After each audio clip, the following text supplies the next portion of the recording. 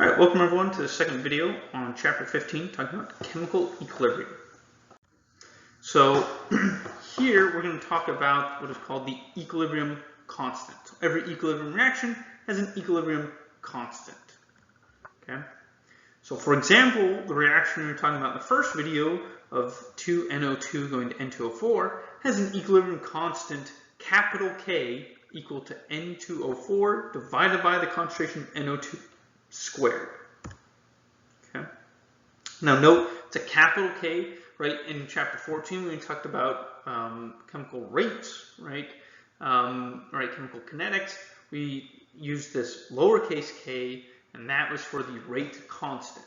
Okay, so there's a rate constant in chemical kinetics, and there's an equilibrium constant in chemical equilibrium. Both use the letter K. One's a lowercase, the other one's capital. So just keep in mind, right? Capital K is going to be used for equilibrium constants. Okay. I have another reaction. I'll throw an example up here, right?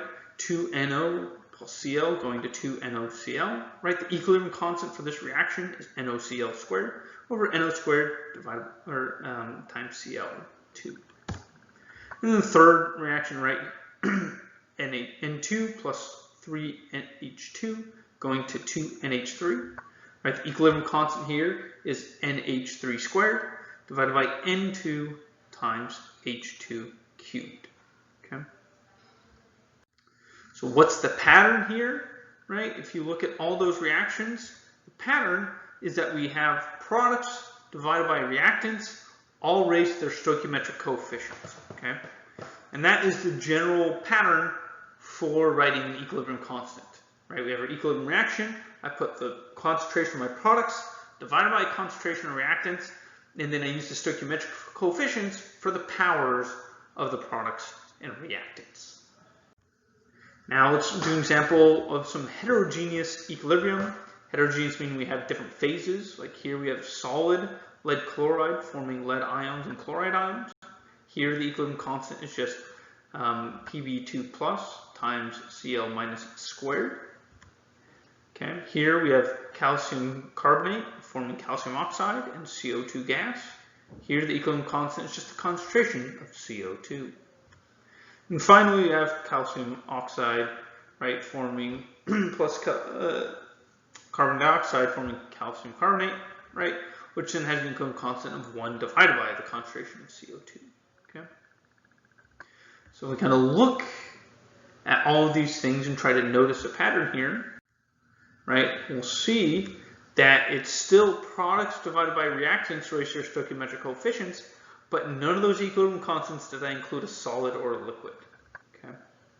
And the reason why solids and liquids aren't included in equilibrium constants is just because, right, if we think of a concentration of a solid, well, the concentration of a solid is just related to its density. Okay. The density of the solid does not change with the amount of solid that I have, right? I have 500 grams of lead, right, solid lead, versus 1,000 grams of solid lead, right? The density of that lead is the exact same, okay? But say concentrations of things dissolved in solution, when you react the things in solution, right, their concentrations change because the moles of your compound increases or decreases during the chemical reaction, but then the volume of the solution stays constant. Okay, so that concentration changes with the reaction, and similarly for gases, the pressure of that gas or the concentration of that gas also changes as a reaction occurs. Okay, but for solids and liquids, their density doesn't change and it just remains constant.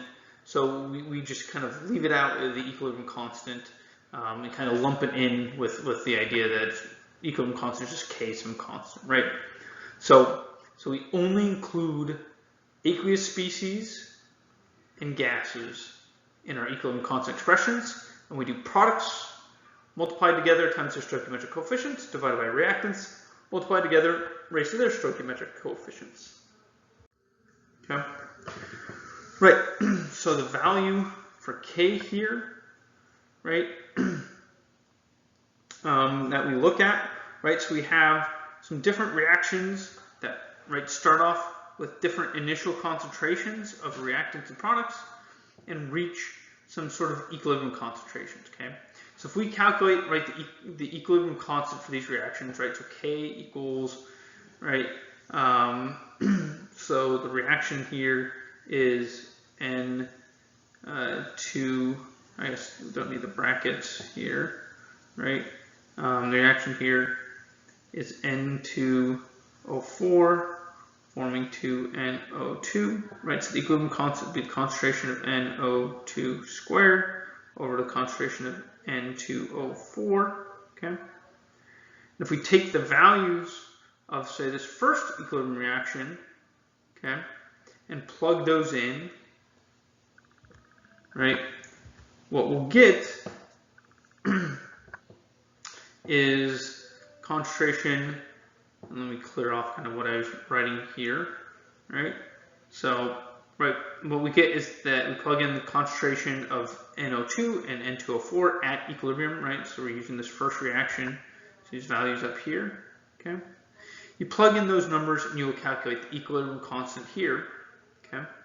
If you pick a different set of numbers, what you will find is you will get the exact same equilibrium constant, okay? So this equilibrium constant is, in fact, a constant for every chemical reaction, right? Now, the value of that constant differs for different chemical reactions, okay? But the value of your equilibrium constant does not depend on what your initial concentrations are of your reactants and products, okay? When you reach equilibrium, you will always reach the same ratio of products to reactants at equilibrium, okay? All right, so a couple other notes about the equilibrium constant, okay? Often we'll talk about the equilibrium constant for things in solution. Technically, that's Kc here. Kc is referring to equilibrium constant using concentrations, okay? We'll often just use K here instead, okay? There's also what's called Kp here. Kp is when we use pressures for the equilibrium constant, okay? Now, these two things are related to each other for gases, right? Based off of this equation given here, okay?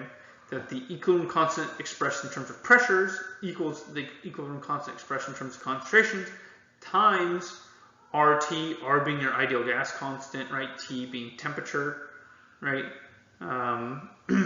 Raised to this delta N, okay? Where delta N is the change in number of moles of gas, okay?